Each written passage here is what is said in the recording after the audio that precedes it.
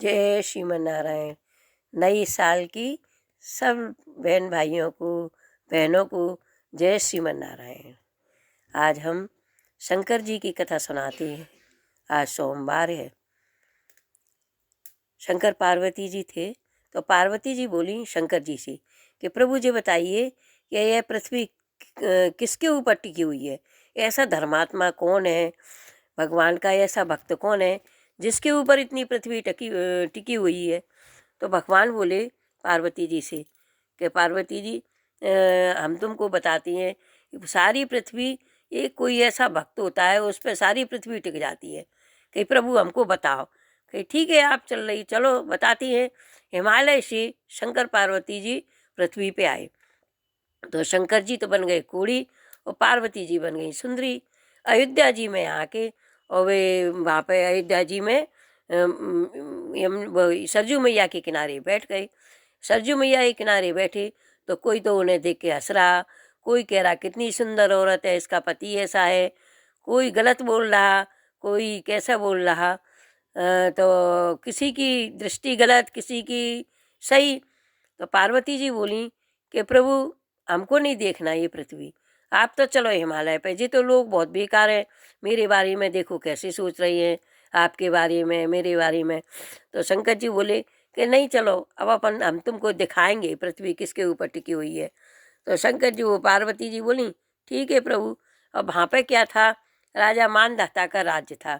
3 साल से बारिश नहीं हुई थी, तो सब पेड़ पौधे सब मुरझा रहे थे। भगवान बोले चलो बगीचे में चलती हैं राजा मानधाता की में।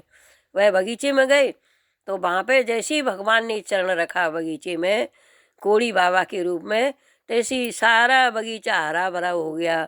फूल खिलने लगे, पत्ते हरे भरे हो गए, लताएं झरने झरने लगे, लताएं फैलने लगी, वृक्षों में फल लगने लगे। मालिन बड़ी खुश हुई, ये तो कोढ़ी बाबा आए हैं, देखो कितनी हमारा बगीचा हरा भरा हो गया। वो दौड़ी दौड़ी राजा मानधाता के पास गई। महाराज, एक कोढ़ी बाबा आया हुआ है, उसके साथ एक सुंदरी है, वो आया है, जब से बगीचा हरा भरा हो गया, झरने झरने लगे, फूल खिलने लगे और खूब पेड़ों में फल लगने लगे। राजा बोले ऐसे महात्मा के दर्शन तो हम भी करेंगे। राजा दर्शन करने आए, रानी भी आई। राजा ने साष्टांग किया और राजा बोले बाबा जी अब तुम यहीं रहना। तो बाबा जी बोले नहीं, हम तो बहता पानी रमते योगी हैं, एक जगह थोड़ी रहती हैं। तो कही यदि तू हमारा जी कोड़ सही करा दे तो हम यहाँ पर रह सकती हैं। राजा बोले ठीक है महाराज, मुझे कुछ टाइम दो आप, 1 साल का टाइम दो तो मैं आपका कोड़ सही करा दूंगा। तो कही ठीक है। अब राजा ने कहा कि महाराज, राजा बोले बाबा जी मैं अब तुम्हारे दर्शन करने 5-6 महीने बाद ही आऊँगा, 9 महीने बाद ही आऊँगा मैं दर्शन करने। बाबा बोले ठीक है।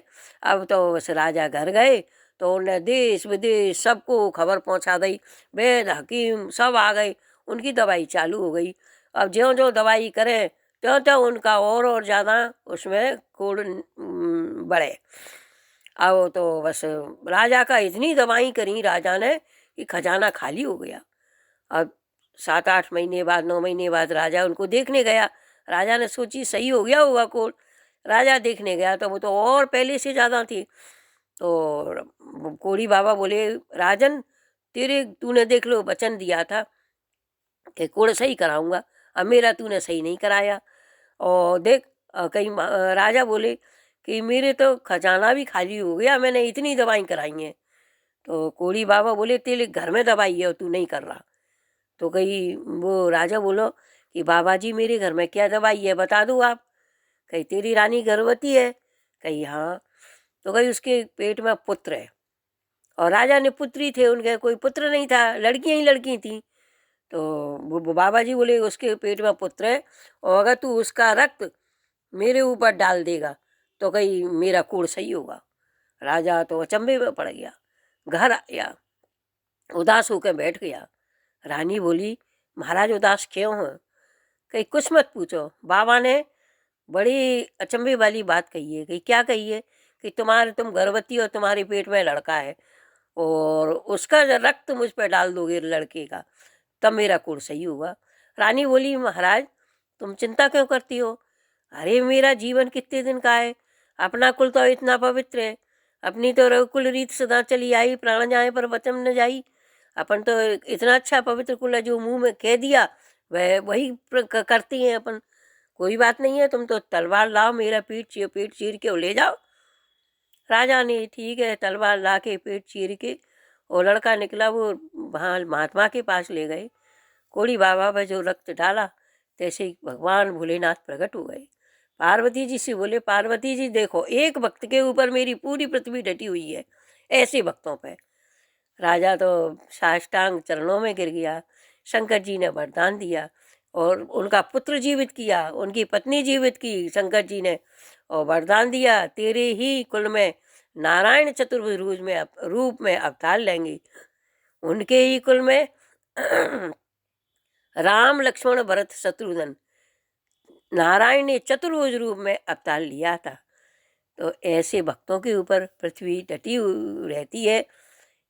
नई साल की आप सब लोगों को शुभकामनाएं। जय श्रीमन नारायण, जय श्रीमन नारायण, जय श्रीमन नारायण।